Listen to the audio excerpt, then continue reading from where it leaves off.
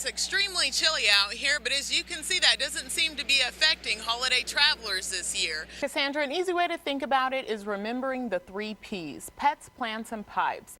The last case of Dublin Dr. Pepper made its way out the door this morning, but the company says they're still optimistic about the future. And Christina is looking forward to having her baby boy around January the 11th. The FDA recommends that you get rid of the old version once you get the new one to avoid any confusion. George, luckily no one was hurt, but officers say for about 30 minutes, the outcome of this chase on I-20 could have ended very badly. Whether they're originally from Dallas, Chicago, or New York City, one thing drivers here say they'll never take for granted is the commute time. In fact, 43% of driving fatalities on Christmas Day are alcohol related. From car shows to camel rides, hundreds came out to show their support to stop the violence throughout the city of Abilene. The extreme drought conditions were difficult on all farmers. Many didn't even know if they were going to be able to plant or not. They never returned our calls, so we made a trip down to Denton and spoke with one of the associates there. She claims they've been handing out refund checks to all their customers. Karen Steffen spent almost $7,000 on home appliances. More than 6 months later, she still has no appliances and no refund check. First, I called the Better Business Bureau and asked them if they knew anything about what was going on. After calls, letters, and emails, Karen took the advice of the BBB and began working with an attorney. I wasn't able to get any kind of assistance from Murray Appliance. Milesy, Sue Klein with Murray Appliances, says she doesn't know who Karen is, and if they owe her anything, all she has to do is call. Today, as cameras rolled, she called Sue. Sue, this is Karen Steffen. I'm calling from Abilene. I purchased some appliances from Beals several months ago, and I've been trying to get a refund for the last several weeks. Is there anything you can do to help me? But one more time, Karen was told someone would return her call. Something she's been told many times before. Murray Appliances tells K-Texas that they will not be delivering any parts to Abilene, but that all customers will receive a refund check. Their website states that they uphold the traditional values of honesty and service. And I think if somebody makes that claim, they ought to be able. The NTSB wants a complete ban on cell phone use for calls and texting while driving. Currently, Texas bans the use of cell phones while driving through a school zone. So how do you feel about a total ban? Are you kidding me? 'Cause I'm on the phone? Unlike many others, this woman had no problem being on camera while driving and talking on the phone, even though some feel it's not the best idea. I'm in trouble. In 35 states, you'd be in trouble for using your cell phone while driving, and many require the use of a hands-free device.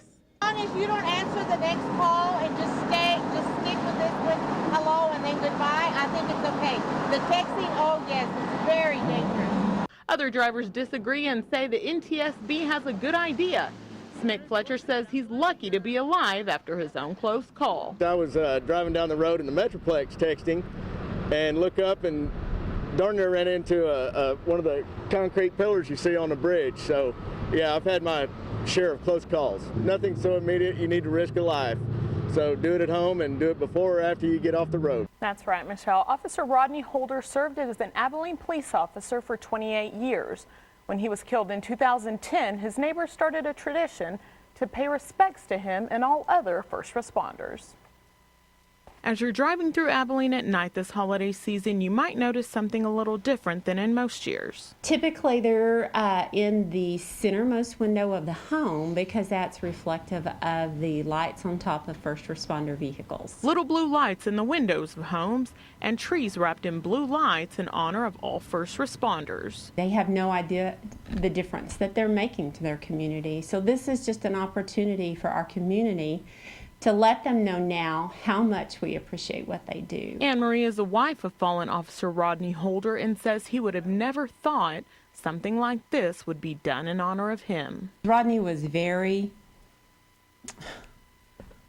humble. He just did what he did, and he didn't realize, he had no idea the impact he was making on people. After the death of Officer Holder, a neighbor heard about the blue hero lights.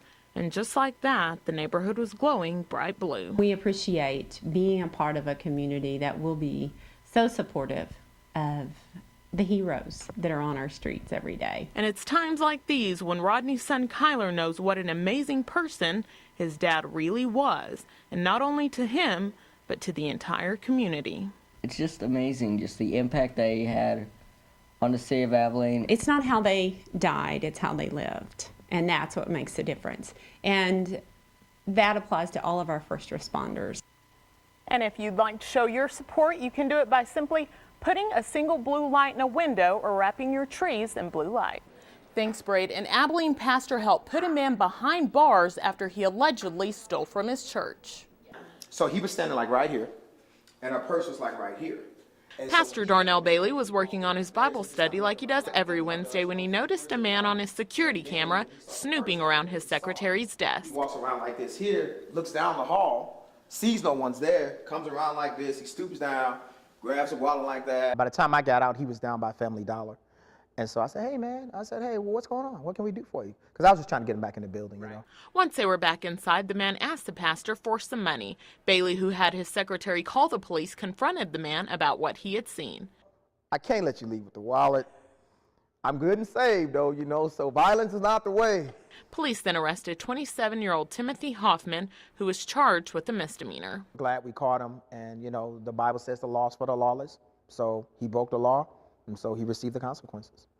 Pastor Bailey welcomes back Hoffman in his church any day and says forgiving him was one of the first things he did after the police took him away. This particular gentleman, is my belief that it was of necessity that he be caught.